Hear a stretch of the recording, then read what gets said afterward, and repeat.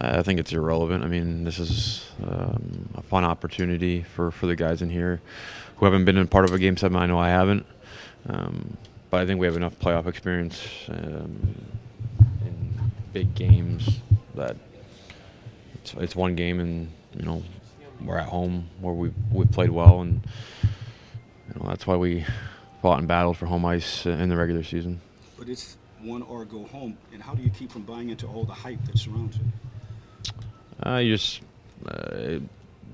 whether it's in a game like this, it comes down to the little details of the game, and when we're on our game and we're doing all those little things, that's when our game kind of takes care of itself. And I think it comes down, in a game like this, it comes down to individual preparation and getting yourself ready. So, I got to do what I need to do to get myself ready to play.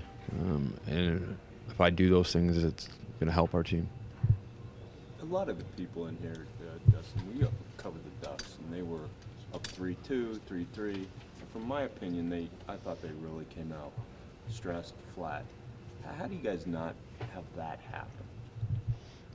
happen? Just getting yourself in the right mindset, and that's about today, waking up and looking at video, and again, we've been in enough big game situations as a group of guys to understand what we're going into, and again, we have all day today and tomorrow morning to get in the right mind frame to play the game. Is that hard to do? Kids probably don't understand the magnitude of Game 7, and maybe other people don't understand the magnitude of Game 7 outside of this locker room. I don't think it's a hard thing to get up for a Game 7, if that's what you're asking. I mean, whenever you're playing road hockey, you're always playing in a Game 7, right? So I'm looking forward to the opportunity. I know a lot of other guys are looking forward to the opportunity of playing in a game like tomorrow night. And like I said, it's more about getting yourself in the right mental mind frame. And talk about getting yourself ready. Is that more psyching yourself up?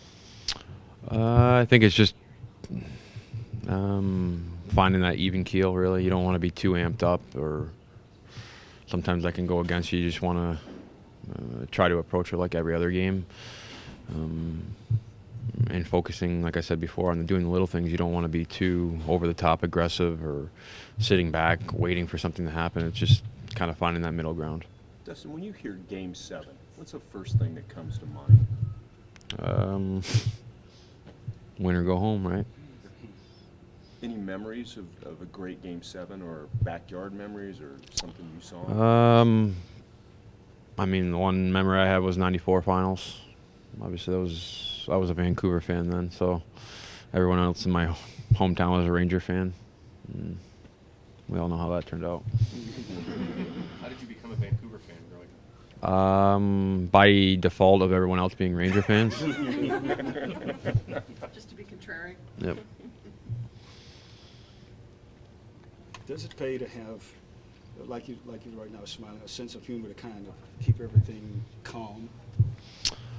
Yeah, I think the worst thing going into a Game 7 is being uptight and stressed out about it.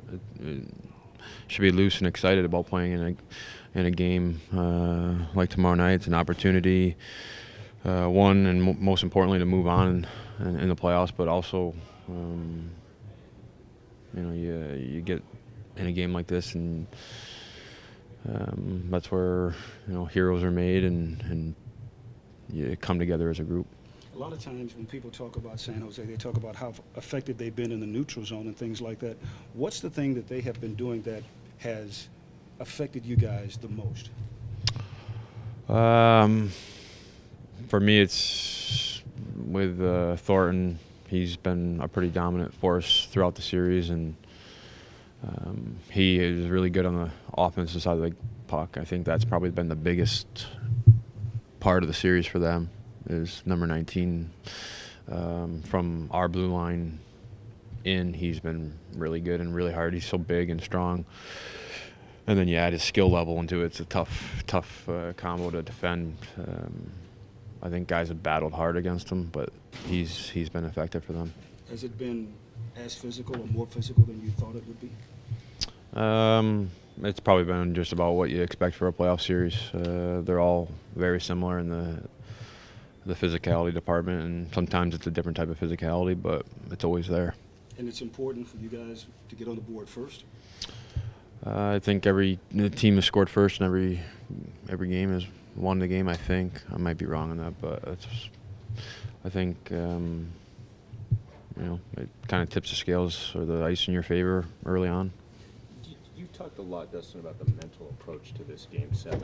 Do you allow yourself to mentally prepare, okay, if we don't score first, here's how I'm going to react? You don't think like that. I mean, that's more of a reactionary response when that happens, if it happens. And I think we're pretty comfortable in here. We've been in much situations that have been very difficult. I mean, you look at Game 5 against St. Louis, we were down 2-0 5 minutes in the game, and it's how you respond to the adversity that really, I think, shows who you are as an individual and as a team. When was the last time you played in a Game 7? Junior. I think I lost in a Game 7 in the second round, I think. You guys do have a handful of guys that'll play Game 7s for other teams, like Richard and Scuderi and Williams. Does that kind of add to the experience there? Yeah, I mean, I think that helps. I mean, you also got guys who have played in the gold medal Olympic game, which is probably the equivalent of a Game 7. So with Dewey and, Rick was there, and, guys have experience in big games. I mean, you look at, a group of our guys have won World Juniors, and at the end of the day, those final games in those World Juniors and World Championships and Olympics those are Game 7. So it's a matter of using that experience and trying to just get yourself ready.